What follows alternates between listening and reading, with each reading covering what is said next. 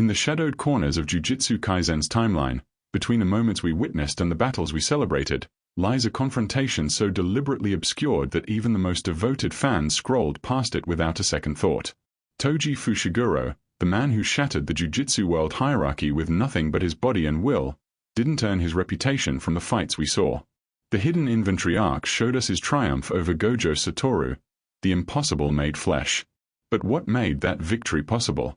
What forged the Sorcerer Killer into a weapon sharp enough to cut down a god? Today, we're excavating the buried evidence of Toji's true baptism by fire, his unknown confrontation with special grade curses that the series deliberately concealed in fragmented references, background conversations, and visual symbolism that rewrites everything we thought we knew about cursed energy, heavenly restriction, and the invisible war that shaped Jujutsu society before Yuji Itadori ever swallowed Sukuna's finger. The trail begins not in the main storyline, but in the margins. In Chapter 4-7 of the manga, during a conversation between Mai and Utaheim about historical curse incidents, there's a single panel that most readers treated as atmospheric background. A document folder labeled with a date, November 2004, 2 years before the hidden inventory incident. The file title, partially obscured by Mai's hand, reads Shibuya Tunnel Collapse, Special Grade Manifestation, No Sorcerer Casualties. This detail, easily dismissed as world-building texture, is the first thread in a tapestry of evidence that Gege Akutami wove throughout the series with surgical precision. Why would a special grade curse manifestation result in 0 sorcerer casualties? The Jujutsu world's response protocol for special grade threats is unambiguous and documented throughout the series. Multiple grade 1 sorcerers are dispatched immediately, with special grade sorcerers on standby. The casualty rate for these encounters, as stated by Gojo during Yuji's training, historically sits above 30% even with proper response. Yet somehow, in November 2004, a special grade curse appeared and disappeared without a single Jujutsu sorcerer dying or even being officially deployed. The official record, as glimpsed in that background panel, attributes the resolution to structural failure and curse self-dissolution. But curses of that magnitude don't simply dissolve. They are exorcised, sealed, or they kill until someone strong enough stops them. The second piece of evidence emerges from Toji himself, though spoken through absence rather than presence. During his battle with Geto in the hidden inventory arc, there's a moment that the anime adaptation actually emphasized more clearly than the manga.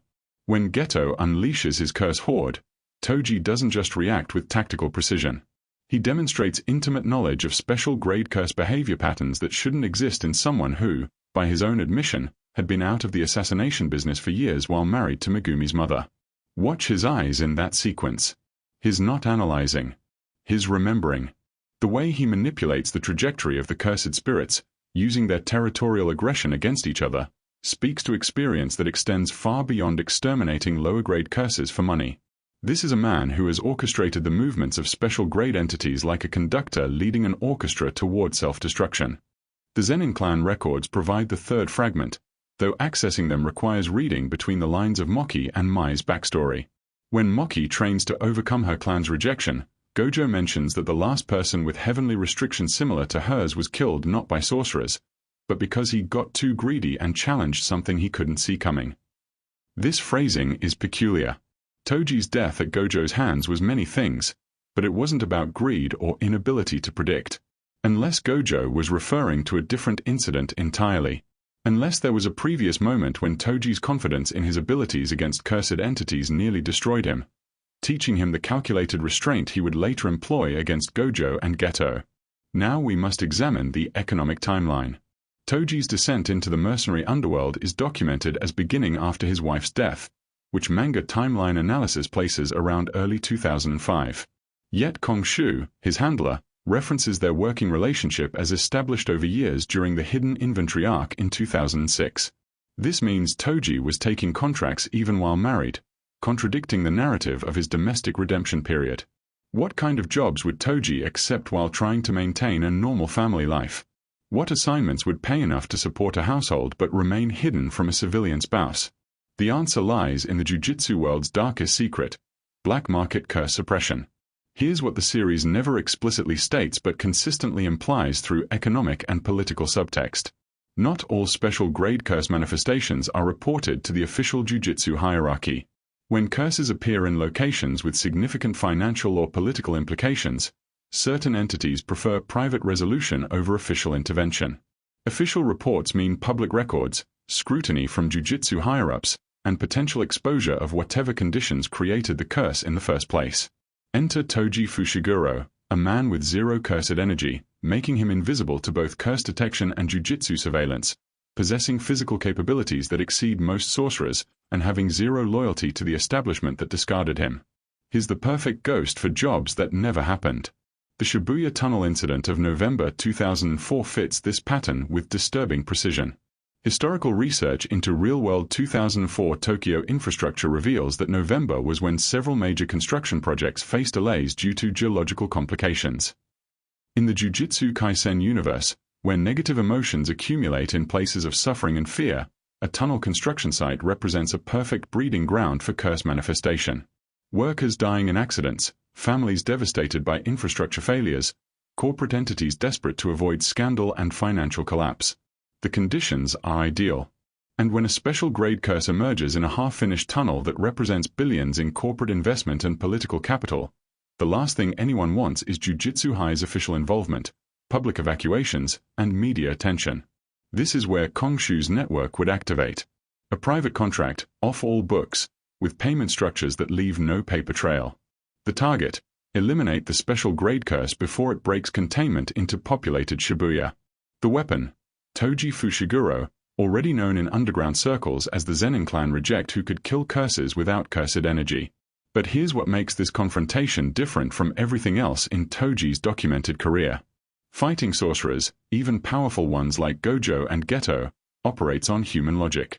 Sorcerers have patterns, psychology, pride, and tactical thinking that can be exploited. Special grade curses are existential threats that operate on pure instinct and overwhelming power. They don't have egos to manipulate or strategies to outthink. They are natural disasters given form and malice. The manga provides one more crucial clue in the inventory of cursed tools that Toji uses during the hidden inventory arc. Each tool has a known origin except one: the chain that he employs to manipulate the trajectory of cursed spirits during his fight with Geto. This chain, briefly visible in multiple panels, bears markings that match the decorative patterns used in tunnel construction barriers. It's not a traditional cursed tool at all.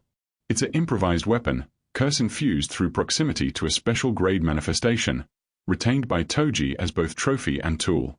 Physical evidence of a battle in an underground location against something powerful enough to saturate metal with residual cursed energy.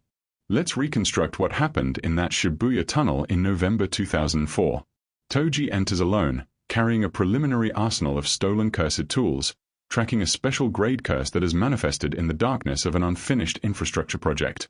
He can't sense cursed energy, which means he's tracking it through secondary indicators. Structural damage, temperature changes, the behavior of smaller curses that flee from apex predators.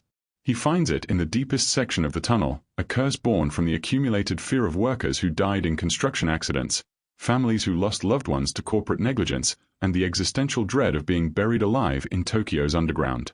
The curse's form would reflect these origins: something massive, suffocating, crushing. An entity that turns infrastructure itself into a weapon. The fight would be nothing like his calculated assassination of Gojo. This is survival horror. Toji can't sense the curse's attacks coming through cursed energy detection. He's relying purely on predictive analysis of environmental changes, the movement of air in confined spaces, the groaning of metal and concrete under supernatural stress.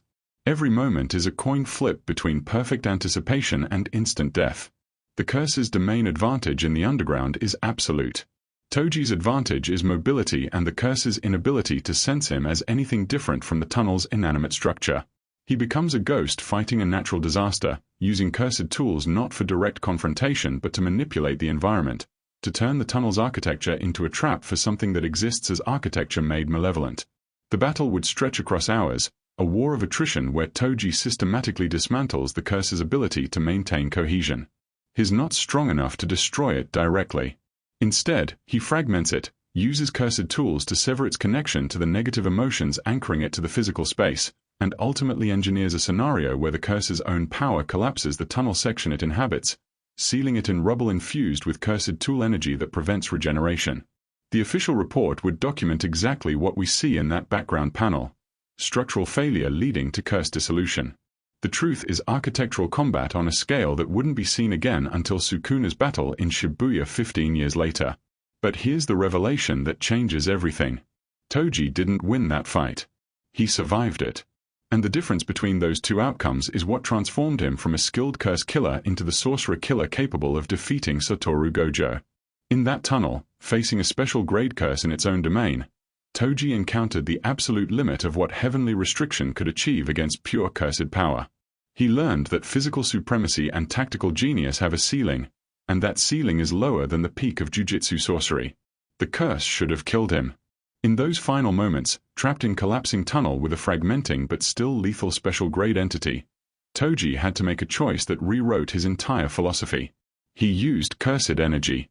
Not his own, because he has none, but he weaponized the curse's energy against itself in a way that only someone with zero cursed energy could accomplish. By positioning cursed tools to create a circuit of the curse's own power, Toji turned his greatest weakness into an ultimate technique, becoming a black hole of cursed energy, a void that redirects all cursed power through him without resistance or presence. In that moment of desperate innovation, Toji discovered the true potential of heavenly restriction. He wasn't just a man without cursed energy. He was a man who could channel cursed energy without being detected, using the cursed tools as extensions of a body that the jujitsu world's fundamental rules didn't recognize as participating in the system at all.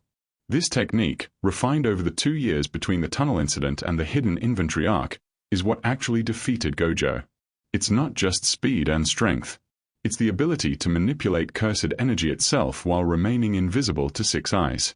The inverted spear of heaven doesn't just nullify techniques. In Toji's hands, wielded by someone who learned to channel cursed energy without possessing it, it becomes a weapon that attacks the fundamental connection between a sorcerer and their technique. Gojo didn't lose to a man without cursed energy. He lost to a man who weaponized the absence of cursed energy to hijack the very system that made Gojo powerful. This is why Jujutsu Kaisen is a masterpiece that operates on levels most series never attempt. Gege Akutami didn't just create a power system and characters to exploit it. He buried an entire layer of narrative truth beneath the surface story, trusting that some viewers would eventually excavate the fragments and reconstruct the hidden history that makes the visible plot possible. Toji's confrontation with special grade curses in the Shibuya tunnel isn't just backstory. It's the series' thesis statement about power, evolution, and the difference between strength and survival. We missed it for years because we were watching the wrong battles, celebrating the victories instead of questioning what made them possible. The hidden inventory arc shows us Toji at his peak, but that tunnel in 2004 showed us Toji at his birth. Everything that followed, every impossibility he achieved, every law of jujitsu he violated, traces back to a moment of desperate innovation in the darkness beneath Shibuya where a man without cursed energy learned to make cursed energy itself his weapon.